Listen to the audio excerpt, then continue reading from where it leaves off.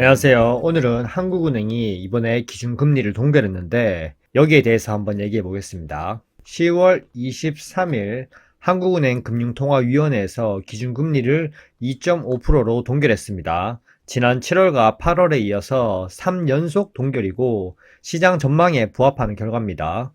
한국은행 스탠스를 매번 분석하고 있는 저로서는 정말 한국은행이 독립적인 기관이 맞나 싶습니다.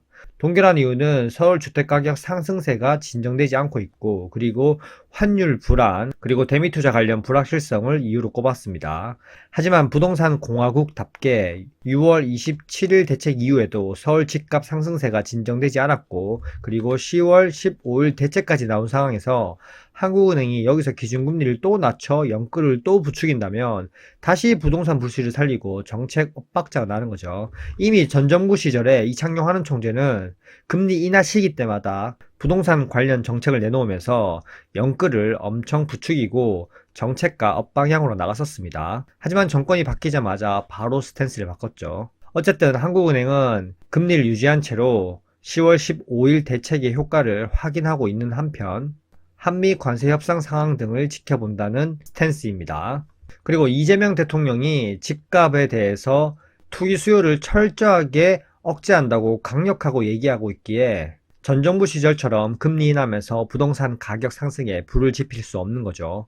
서민 위하는 척하면서 누구보다 정치적인 이창용 한은 총재는 항상 독립적이기보다는 정부의 기조에 따라갑니다. 다들 알고 계실 겁니다. 이재명 대통령의 발언을 약간 살펴보자면 21일 서울 용산 대통령실 국무회의를 주재하면서 각 부처는 국민 경제를 왜곡하는 투기 차단에 총력을 기울여 주길 바란다면서 말했습니다. 현재 코스피 지수가 사상 최고가를 경신하고 있는 건 특별하고 엄청난 성과가 있어서라기보다 주식시장이 당연히 있어야 할 자리로 되돌아가는 중이라고 얘기했습니다. 여기에 정책 효과가 더해지고 실질적 성과가 나면 더 나은 결과가 생길 수도 있을 것이라고 주가 상승을 암시했습니다. 하지만 시장 지수를 보면 이 말이 맞는데 시장 질적으로 조금 더 살펴보면 정상화는 아니고 시장 지수로 착시 현상을 일으키는 겁니다. 표면적으로 시장 지수가 신고가니까 이렇게 말하기 좋은데요. 결국 얘기하고자 하는 것은 이렇게 내가 한국 경제를 정상화시키고 있다. 이걸 표면적으로 얘기하는 거죠. 그리고 생산적 분야에 집중됐던 과거 투자 방식에서 벗어나서 국민들의 자산 증식 수단이 다양화되고 건실화되는 과정이라고 생각한다. 이 말씀은 맞는 말입니다. 너무 부동산에 몰빵되어 있었기 때문에 증시를 부양해서 외화 자본 유입을 이끌어내야 되는 건 정말 잘하고 있습니다.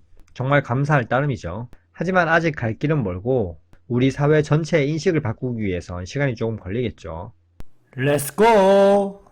하지만 금융통화위원 6명 중에서 4명이 향후 3개월 내에 기준금리 인하 가능성을 열어둬야 된다는 입장이고요. 이전 7월에는 4대2였고 8월에는 5대1이었지만 다시 또 10월에는 4대2로 금리 인하 가능성을 열어두는 쪽이 조금 더 우세합니다.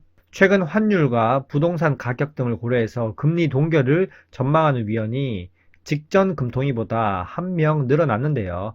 뭐 늘어났다고 해도 금리 인하를 주장한다는 것 자체가 도대체 한국 경제를 어떻게 보길래 어떻게 생각하는지 작년부터 저는 절대 금리 인하하면 안 된다고 계속 얘기했었습니다. 일단 3연속 동결은 좋으나 앞으로도 계속 동결해야 됩니다. 언제까지요? 미국 금리가 계속 내려올 때까지요. 역사적으로 한국과 미국의 기준금리 차이를 보겠습니다. 회색 라인이 한국 기준금리고 파란색 라인이 미국의 기준금리입니다. 역사적으로 한국 기준금리는 미국보다 항상 높았었습니다. 그래야 자본이 이탈하지 않기 때문이고요. 예외가 있었는데 2000년대 초반 닷컴 버블, 그리고 2008년 금융위기, 그리고 금융위기 이후부터 코로나 직전까지, 이제 코로나 이후에는 지금까지 계속 금리 역전 현상이 나타나고 있습니다. 코로나 이후 한국은 오로지 부동산 부양을 위해서 기준금리 인하 시기 때마다 부동산 부양 정책을 내놓으면서 부동산을 부양했었고요. 다시 한국 기준금리가 미국 기준금리를 역전하지는 못하더라도 절대 따라서 바로바로 내리면 안 됩니다. 작년에 이창용 한은 총재는 미국이 금리 내리자마자 한국 서민을 위하는 척하면서 금리를 바로 따라 내렸는데 지금은 미국이 금리 인하를 해도 서민을 위하는 척하면서 동결을 하고 있습니다. 정말 전 정부와 현 정부의 기조에 따라서 스탠스를 너무 바꿉니다. 한국 경제를 망친 주범 중에 한 명이죠.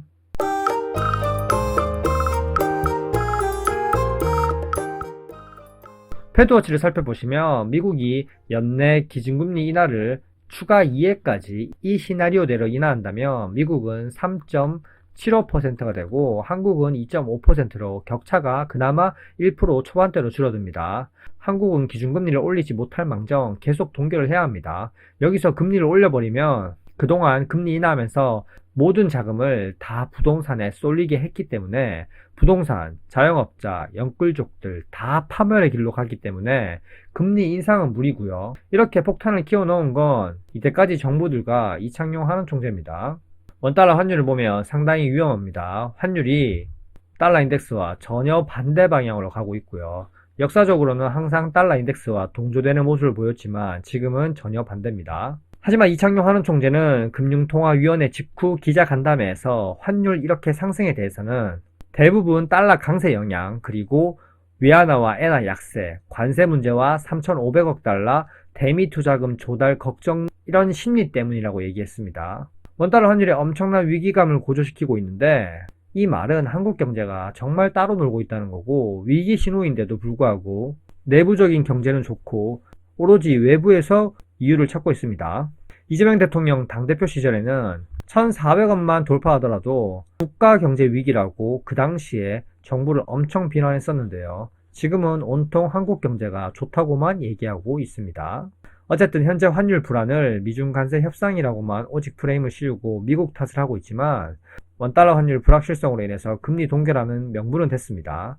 이런 상황에서 기준금리까지 낮아지면 원화 가치가 더 떨어질 위험도 커지면서 그냥 원화를 버리겠다는 거죠. 환율이 이 지경이 되니까 최상목 전 경제부총리가 떠오릅니다. 자, 이분은 대한민국 경제수장으로서 강달러를 부추겼죠. 우리 원화 가치를 더욱더 쓰레기로 만들었습니다. 누구와 함께요? 이창용 한은총재와 함께요. 전 정부 시절에 고환율 시대에 금리 인하하면서 한미 금리차 격차 벌리고요. 환율 상승 자극시킨 게 서민들을 위한 게 아니었다는 걸 우리는 이제는 알아야 됩니다. 기득권층만을 위한 것이었고 서민을 위한다고 프레임 씌웠지만 절대 아니었고요. 환율 상승에 베팅한 최상목과 고위 공직자들, 기득권층들이 돈을 벌고 비용 증감에 대한 건 소비자들이 감당하게 되었습니다. 이 당시에 민주당에서는 엄청 비난을 했었습니다. 원화 가치를 방어하는 경제사령관이 원화 가치가 하락할수록 수익을 얻는 미국 국채에 투자하는 게 제정신이냐? 진짜 제정신이 아닌 거죠. 수입 기업들은 죽어가고 있는데 대한민국을 팔아먹어도 유분수지. 본인만 돈을 벌고 있었습니다. 지금 국무위원 중에 이런 분이 있을까요? 환율 보면 의심됩니다만 지금 환율이 급등한 건 내부적 변수와 대외 변수가 복합적으로 작용한 최악의 상황인 거고요. 한미 금리 격차, 한국 내부 정치 상황, 그리고 한미 관세 리스크, 그리고 수출 무역 쏠림 여러 가지 요인이 있습니다. 원화 약세 이유에 대해서는 또다시 영상 업로드 하겠습니다. 현재까지 내용이 괜찮으셨다면 구독과 좋아요 부탁드릴게요. 안녕.